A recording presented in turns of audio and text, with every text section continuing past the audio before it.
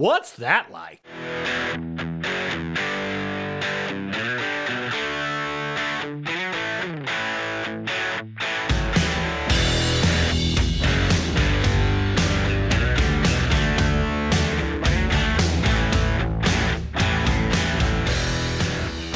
What's going on, people? Hey, it's another edition of the What's That Like podcast, and I'm your host, John Knowles. Great to be back with another edition. I'm going to do something a little bit different this time, but I think you're still going to like it. We've got a lot of great episodes coming up. We've had some great episodes in the past, certainly as we've kind of hit midsummer through today. Today's episode is going to be a little bit different. It's another two-parter. And the first part is going to be with a man named Jeff Grunwald, and he's from New Madrid, Missouri. He runs the New Madrid Historical Museum, and we do a lot of talking about the great earthquakes of 1811 and 12 that hit the New Madrid area, and he'll talk about some of the myths, the things about the earthquakes, stuff that happened. I mean, if you go back, 1811, that's before Missouri and Illinois were even states. So it's kind of sparsely settled, a lot of legend, a lot of rumor, a lot of myth, and we talk about those great earthquakes and really see what it was like if you were living in those times back then and how far you might have felt it, what our chances of another earthquake in this area are. Just a lot of cool, facts that he gave. And I did a video with him originally, and what you're going to hear is the audio from the video. So it's a little bit different than maybe sounding than something you've heard on the show in the past, but I think you're still going to enjoy it if you bear with some of the audio difference. It's not bad at it. It just sounds a little bit different. It comes from a video. And we'll post that video in the next, we'll say 4 or 5 days after the audio airs. Still editing on that a little bit, but we'll get it out to you soon. So you'll have kind of a video component and an audio component to this week's podcast. Again, with Jeff Grunwald, the New Madrid Historical Society. Part 2 is with Olivia Erwin. Now, Olivia Erwin is a reporter here in Mount Olive, and she recently did an article on producer Bob and I on the What's That Like podcast and how it got started, what our goal is, a lot of the things that we do on the show. And she came over. We've been going about 1.5 years now, and she did a great article on us. I want to thank her for that.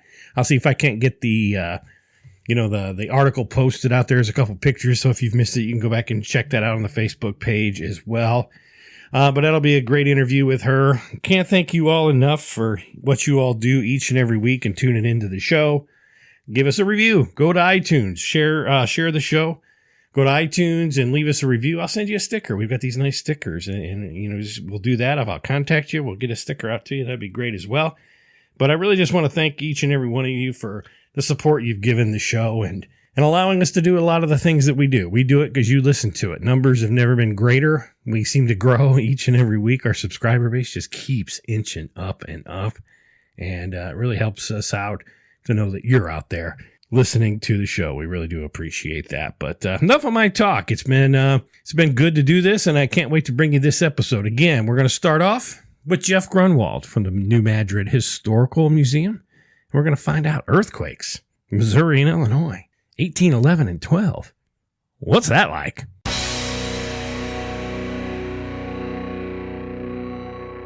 Well, we're here at the New Madrid Historical Museum. I'm with Jeff Grunwald. Right? Yes. So, Jeff, it's a great place to come. I thought it was a really neat thing. We just kind of walked around a little bit.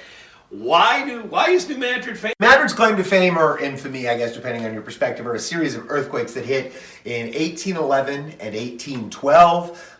Beginning on December 16th, 1811, you would have had 3 earthquakes on that day. Most estimates put the 7 magnitude range. January 23rd, there was another earthquake that hit the mid-7 range, and then on February 7th, the last of the 7 magnitude quakes hit. But between mid-December and mid-March, 1811, 1812, so about 3 months, you had almost 2,000 earthquakes that hit in the That's New great. Madrid. And a lot of it's just based on eyewitness reports. There's no photographic record. There wouldn't be a camera for another couple of decades. Yeah, that's actually. what we were talking about before. Right. I've had people ask me, do you have pictures? I said, well, no. Got sketches. Yeah. A lot of drawings. There was a gentleman in Louisville, Kentucky, who basically developed the equivalent of a seismograph using pendulums and springs. And so the number you heard in our video presentation, 1,857 earthquakes, was the information that that was his count over about a 3-month period. So that was when he stopped. He would have missed some being in Louisville, Kentucky. There certainly would have been more low magnitude stuff that would have shaken the surface that wouldn't have got all the way. A couple of the popular myths or fact or fiction or things about those earthquakes. How far away was it felt? So they think 1 million square miles felt these earthquakes. They have never found evidence of church bells ringing in Boston. Okay. That is a common story you hear. What they think happened is that Charleston, South Carolina, and the section of Boston known as Charlestown was sort of swapped in the retelling of the tales. Gotcha. And the one where the Mississippi runs backwards? So I would say that sort of kind of probably happened. Let's say. So there is a fault that splits the river. It is what is known as a reverse fault, which those are characterized by uplift. Okay. So that 7 magnitude earthquake on February 7th, 1812, and the resulting uplift would have basically created what I think of as kind of a tidal wave action or a tsunami, sort of running water back up the channel.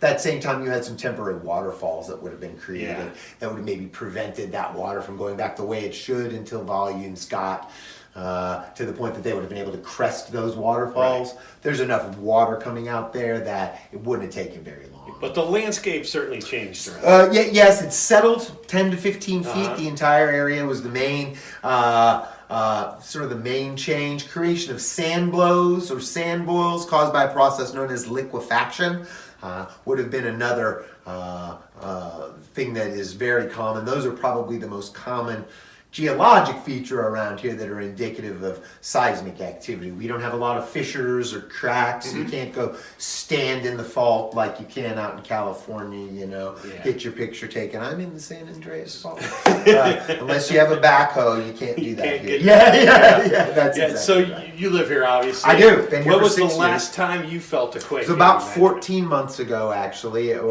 Maybe longer than that now. It was spring of 2017. I was actually here at the museum. I just got done showing our little video presentation and doing a Q&A about earthquakes when the building rattled. So that day I got to be Harry Potter. I'd conjured an earthquake for my guests. They got an extra little bit of that. Yeah, but they were from California and they just couldn't have been any less impressed. They're like, oh, we don't even count those. So give your host some credit for the timing. I didn't even have my wand with me. That's great. So, but that was the last one I felt. We'll feel maybe 2 to 10 here in town in a given year. The seismic zone, 3 magnitude is kind of the magic number on is the surface going to shake. There'll be maybe 10 to 30 in a given year on the New Madrid seismic zone that reach that 3 magnitude number. High 2s are also, if you're paying attention, you're real close to the epicenter, you can typically feel some of those as well. Tell me a little bit about the chance that it could happen again and in what time frame? Sure. So geologists and seismologists typically express risk in seismic zones as a percentage chance of something happening within a 50-year window. So 7 magnitude earthquakes, they give you basically a 5 to 10% chance of that happening within any 50-year window, which equates to about a 500 to 1,000-year cycle between those quakes. Now that is a likelihood, not a schedule, so it could certainly happen tomorrow. More likely going to be somewhere around 2,300 or even later than that. Hoping math is on my side in that regard as my hair gets gray or I get older. Right? You're not scared though? No, certainly not. 6 magnitude, which is going to have about 35 times less energy than a 7. Those the risk on those is about 25 to 40% in any 50-year window, which equates to 125 to 200-year cycle. Now we haven't had anything of that strength since 1895. So I think we're sitting, according to USGS, with an 85 to 90% likelihood of a pretty good size shaker in the next 50 years or so. Now Oklahoma had a 5.8 about a year and a half ago. If you remember that, actually going on 2 years ago. Everyone heard about the big quake and then went about their business. That's what we hope happens here. Is out in the country, somewhere small, Nobody's fracking oil. No fracking, no storage wells, which is really the main culprit, I think, according to most experts. But no, none of that here in Missouri or Arkansas. Jeff, can you give us just a quick pass through the Sure, museum you bet. and kind of Yeah. point out some of the interesting things Sure. that if you came here, you'd get a chance to see. Absolutely. So this first room is on the Mississippians or the mound builder culture. They're most famous for the creation of Cahokia mounds, which is up by St. Louis. The Mississippians were around from about 800 to 1400 AD. This is a recreation of what is called the Lilburn Fortified Village site, which is on the National Register of Historic Places. That is right in New Madrid County.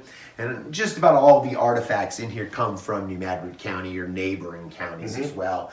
This settlement, they think, was established about 1000 AD. We have a very nice collection of pottery. In that next cabinet over there, you'll see some pendants and ornaments, things of that nature. Collection of religious artifacts. The pottery in there, what are known as effigy pots. They're a little bit different from your standard everyday, let's go get water from the well kind of pots. Gotcha. You'd have been used, they think, more for religious observances. This is your earthquake And zone, this right? is, yes, this is the earthquake room. There is the New Madrid seismic zone right there. You can see it sort of highlighted there in sort of the darker color. So if you hear people talk about the New Madrid fault or the New Madrid seismic zone, they're typically referring to an area from Mark Tree in northeast Arkansas to just north of Cairo, and basically following the river. You can kind of see the dots on this map here are the epicenters of earthquakes that occurred between 1974 and 2011. Just over to the north and east a little bit, it's the Wabash River where it empties into the Ohio. That is also an active seismic zone. The Wabash River Valley Seismic Zone is what it's called. And there will be earthquakes there pretty frequently as well. Not as frequently as the New Madrid Seismic Zone. But the largest earthquake in this part of the country in the last decade or so was actually on the Wabash. 2008, little town called Mount Carmel, Illinois. Actually, it was a little outside of that. Last week, I had a farmer from Illinois who said that epicenter of that earthquake was on my dad's farm. Really? So, yeah. Wow. I was like, well, you're kind of famous around here. Yeah. Tell us about this right here. I saw this when Sure. I toured it. Tell us about this. So this right is a Mississippian skeleton. He would have been around, around 1000 AD.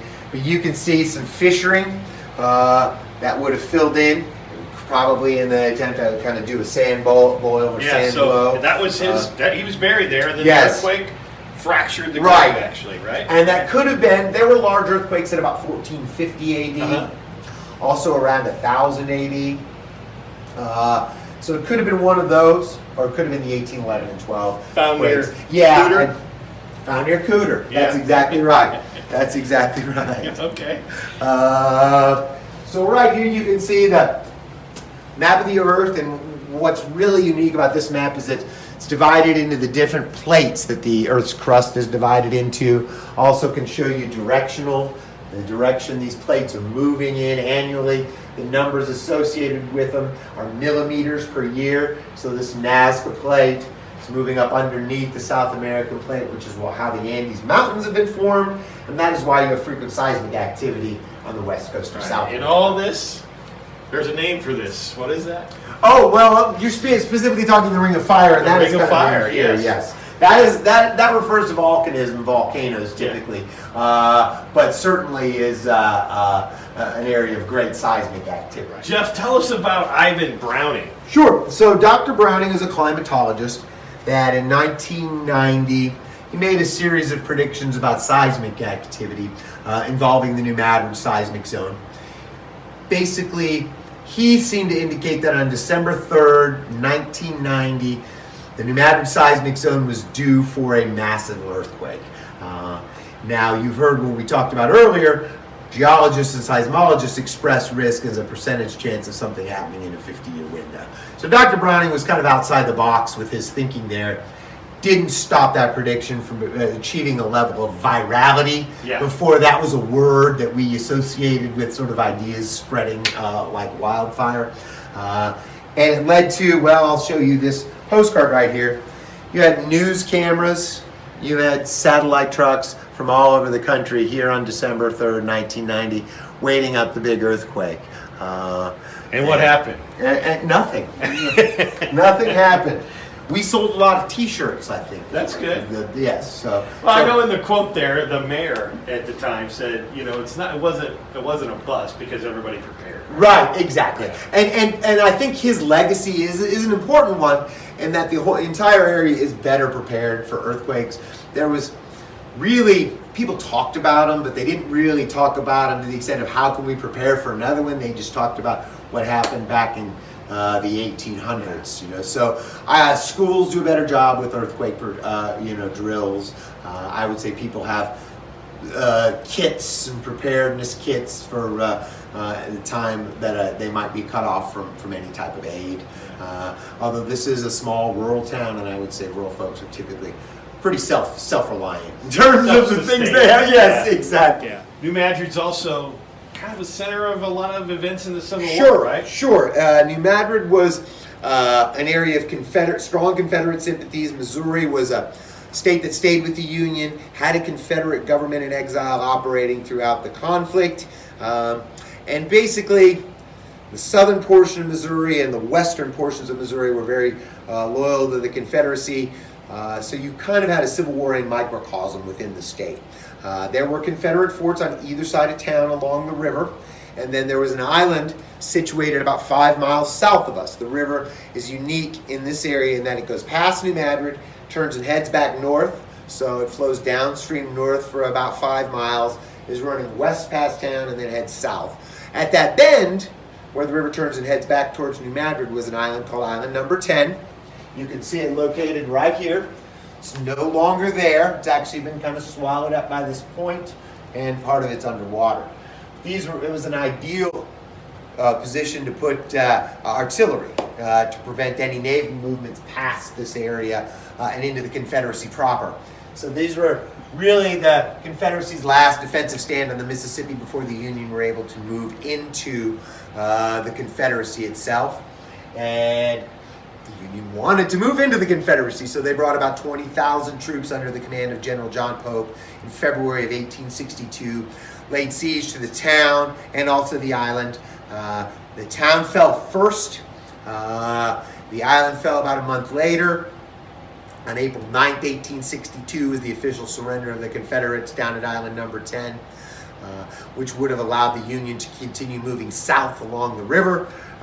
They were able to get as far south as Memphis in 1862 and would have achieved really complete control of the river the following summer at the Battle of Vicksburg. So everything in this room is also either from a soldier who's from the New Madrid area or is from the fighting itself in and around New Madrid.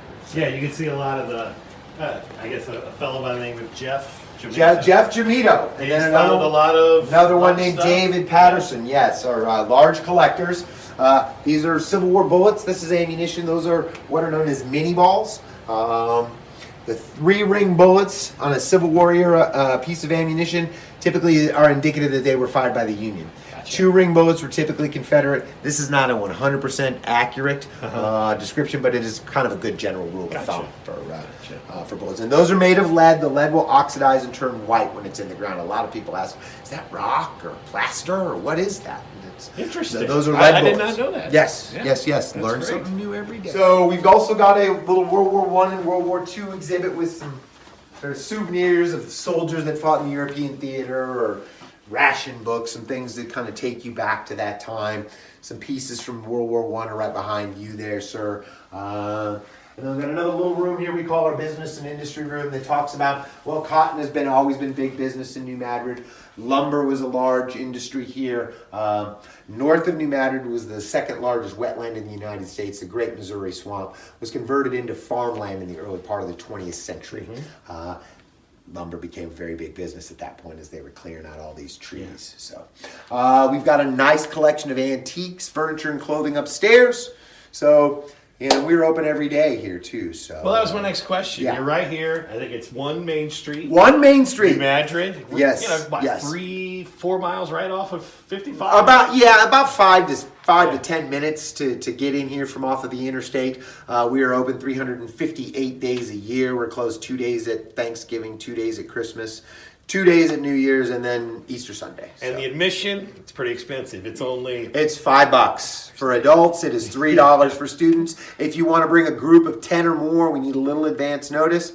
But then admission goes down to $2 a person. That's for a I got it to Jeff. Thank you, My pleasure. for My the pleasure. tour and everything you've Sure. done. We were just driving down to Memphis, and I said to my wife, we're on our way to Graceland, and I go, well, I want to stop in New Madrid. I've heard about this my whole life. Right. I thought, well, let's take the hour or so side trip and come see this place, and I'm so glad we stopped. Good. It was really neat. So I have a humble brag about our museum, and that is we will exceed your expectations. Yes, you did. Yes. Absolutely. Well, great. All right. Great. Well, thanks for being a guest on the My What's That Like pleasure, podcast. man. This was a blast, and Yeah. anytime you need me, happy to come back. All right. Well, thanks. Thank you. Peace out.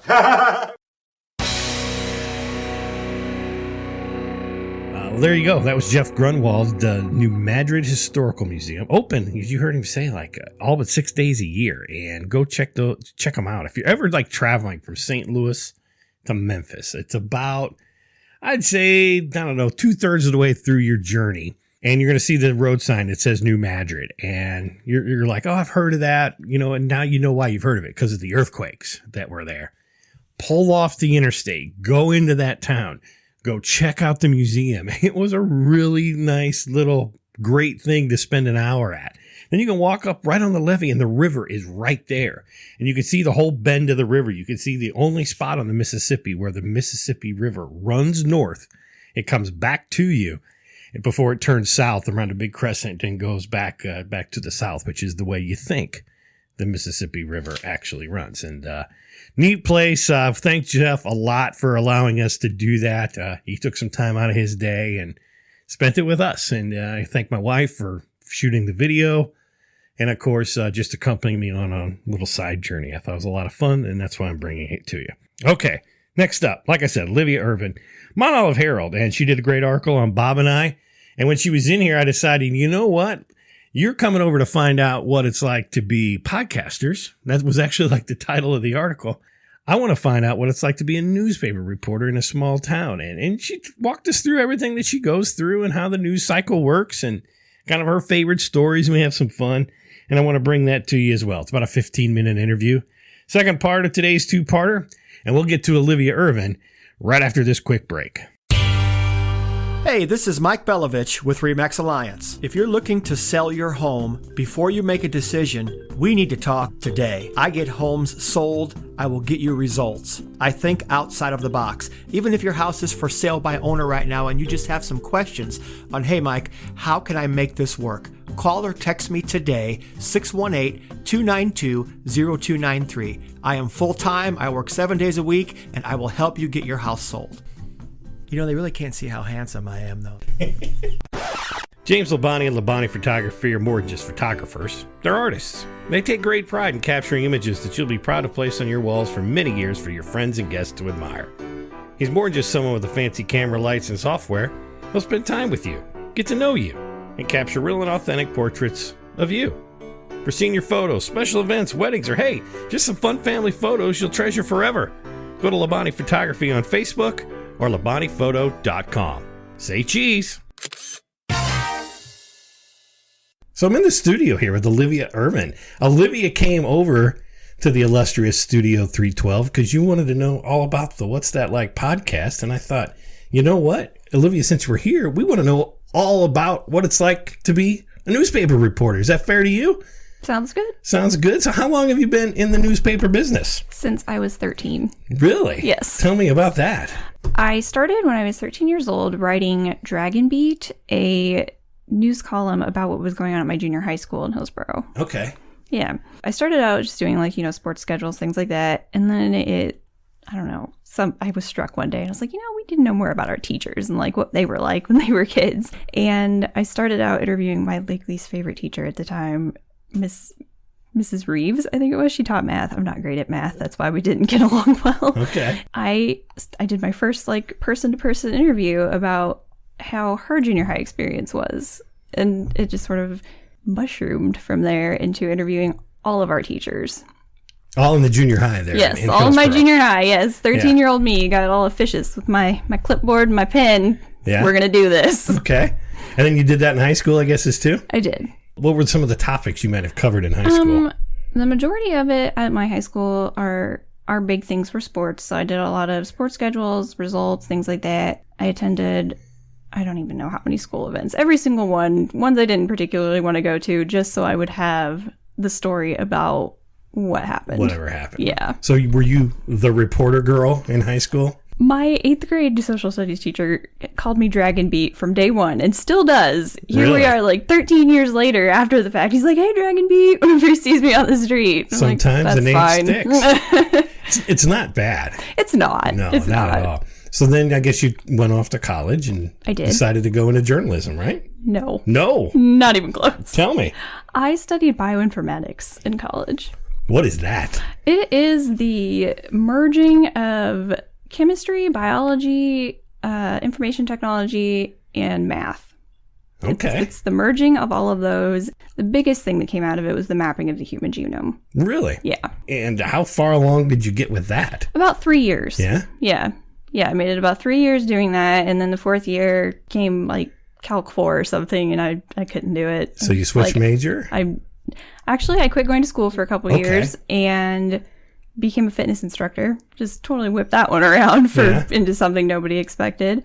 Then the woman I had worked for in junior high and high school approached me one day, just like, hey, we have an opening in Mount Olive. Would you be interested in taking the job as a staff writer?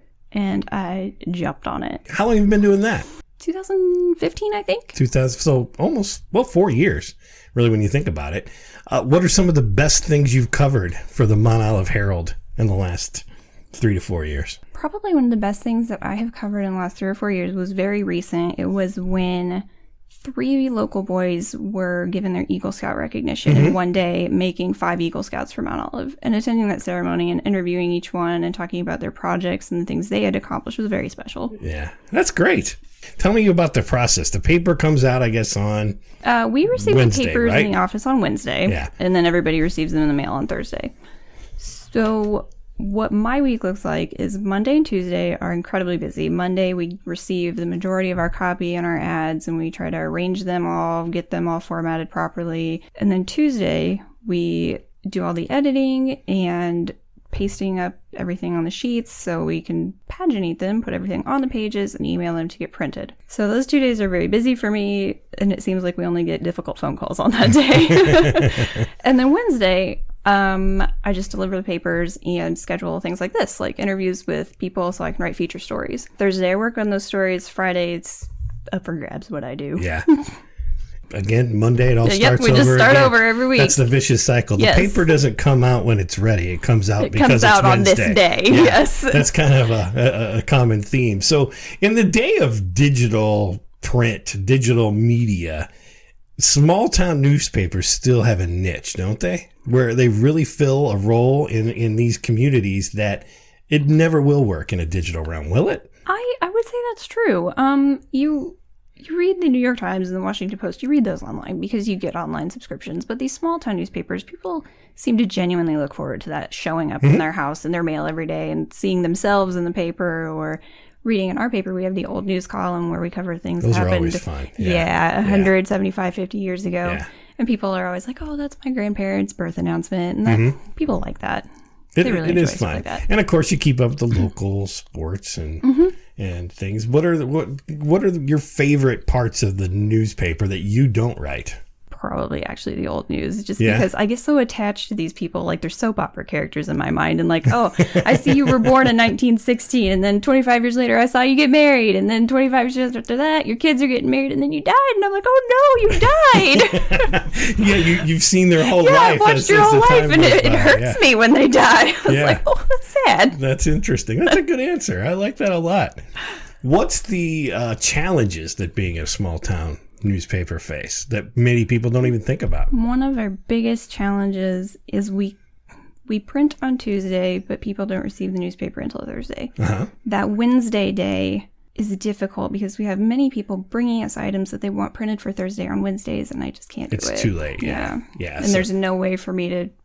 It's not like we have a web presence or anything and I can post it there. It's just like sometimes these things just get completely lost, and I feel very bad when that happens. It's an announcement about something coming up, and it's only good for that weekend, but they've And already missed deadline. I hate when that happens. I really do. Yeah. So you said you take them on Monday or Tuesday, you paginate them. Yes. It's a word I've never used before, Bob. Did I say it right? I think so. Yeah.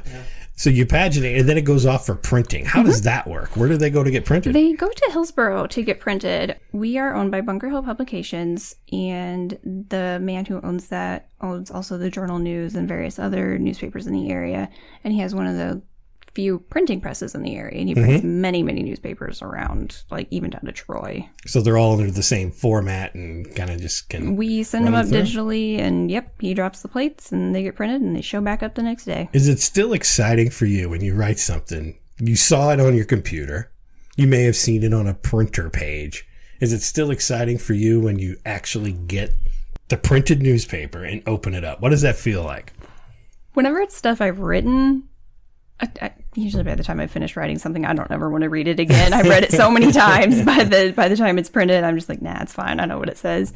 What's still exciting for me is the pictures I take, especially the sports photos. Whenever those appear, like the really big ones in the middle with all the advertising around, I'm like, oh, I did that. That's great. How many newspapers do you have at home, do you think, that you kept because you want to go, I don't ever want to forget that, and that's a document in your time? None. None? I don't think I have any, but I think my dad has everything I've ever written from like junior high to now. Really? My dad is very sentimental and he collects things like that. Well, I think that's important too. I do. I'd be keeping it. I when we get... I don't think I have any though. No? But no, I really don't. So do you what you write, you work for the bigger organization. Does anything you write get spread to the other 2 or 3 newspapers ever? On occasion, if it's about an event that takes place in the area that is relevant to, Macoupin County, Montgomery County, Litchfield, Hillsborough, Mount Olive, whatever. Yeah. That's interesting. What else can I ask, Bob? I've been trying to answer your questions. Because like when you said earlier about the newspaper, I've kept every paper that I've taken a photo in. Yeah. Yeah, it's special. So Olivia, one of the signatures of the What's That Like podcast is at the end, no matter who the guest is, I ask them the WTL5, and it's 5 questions. Okay. That it could be no right, wrong answers. It's just whatever you feel. So, So here you go. What's the last CD you had in your car? What was it? The last CD I had in my car was from the Mother Jones event that was held recently. I purchased a CD of Union Labor songs there. I will guarantee you that has never been an answer. Probably not. But that's probably what I'll say the best answer I've ever gotten on this show. That's interesting. That's really neat. Next question. What's the most embarrassing app you have on your phone? Probably Whisper. Have you heard of that? No, I haven't. Okay. It's this app where you anonymously post like your deep, dark confessions. And I love reading them because the things that some people are deep, dark confessing, I'm like, oh, I do that on a daily basis. I'm not worried about that. And then the other things like, whoa, that is dark and you should seek help for that one. That's a good one. Bob, you checking that one out? Yeah, Bob's going to be all over that one. Olivia, what was the best Christmas gift you ever got? I would probably say a snow globe. It's Cinderella themed, and it's the scene where they're making her pink dress. I am a big fan of Cinderella. Always have been since I was very small. And Are you a big Disney fan as well? Yes, very much so. Yeah. That's a big thing in my house. My daughter is, we're absolutely Disney nuts in our house. We've been to Disney World. I've only been once, but I would love to go again. Yeah. So next time you're going, hit me up. I might have a vacation day I can spend with you. You know what you might want to do? Go back in the archives of the What's That Like podcast. We had a guy on in January. His name was Kenny the Pirate. And Kenny the Pirate rode every ride at Disney World in one day.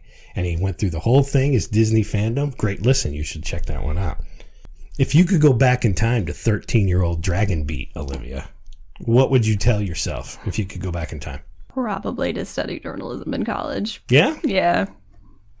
Feel like those 3 years you just kind of lost in a way? I don't feel like I lost them or wasted them because the experiences were really good and I did receive a really great education. It just wasn't my passion. Yeah. Where did you go to school? I don't think I covered that. I attended 2 years at Lincoln Land and I also attended a year at the University of Nebraska at Omaha. Oh, okay. So, Olivia, if there was ever a TV show that you would be a character on, where Olivia is the character, what show would that be? I want to flash forward until I'm like 60 and be on Golden Girls.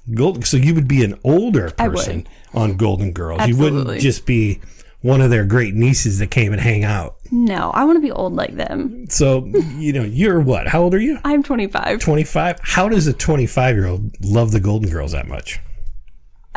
I love old TV shows like Cheers, The Golden Girls, Frasier, anything from like the 60s, 70s, 80s. Yeah. Like, have you ever heard of the show Soap? Oh, yeah, absolutely. Yeah, I love that That's show. my era. I think it's hilarious. Yeah. I just think it's so good.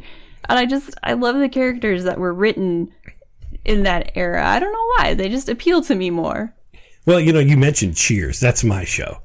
I would be one of the other guys sitting next to Norm and Cliff, and hopefully they would just pull me into an adventure. Don't be like Cliff. I'd be there with Norm and Cliff. Okay, you'd be their third party. Like every now and then there was a guy on there every now and then named Paul. And every now and then they'd bring Paul, and then they'd always leave Paul out. Yes. I would be more like Paul. Oh. Yeah. But sometimes, they'd take me to the Hungry Heifer. Yeah. Or something like that. That would have been my dream. So, Olivia, this was your first podcast? Yes. Did you have fun doing this? I think I did, yeah. I want to thank you for coming over and spending some time with us, not only with the newspaper and writing a nice article, but I want to thank you for coming on and being a guest on the What's That Like podcast. I had a good time. Thank you. All right. Thank you very much.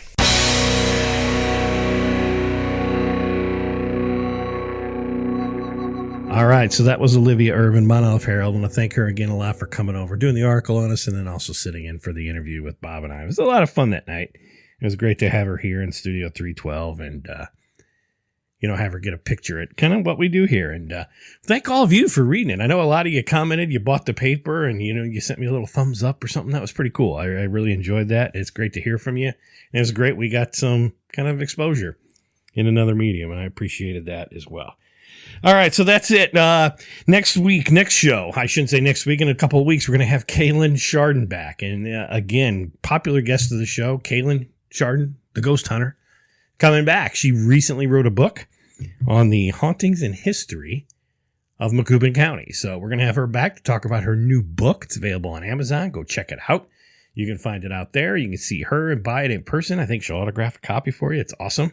So we're going to be talking all about that book.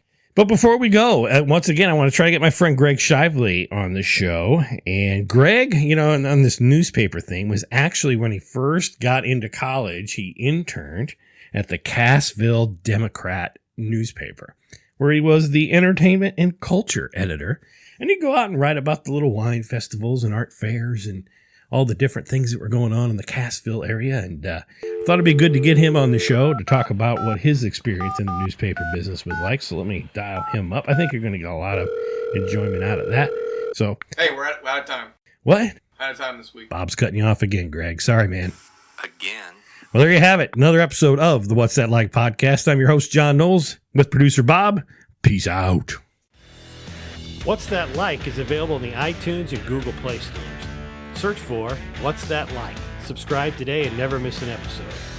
Streaming is available at SoundCloud.com and on the SoundCloud app. Follow What's That Like at Facebook.com/What's That Like Podcast and on Twitter at What's That Like Pod. All opinions of the guests of the What's That Like podcast are their own, not necessarily the views of the host or the podcast producers. We hope you enjoy this podcast serving Central Illinois and beyond. Peace out!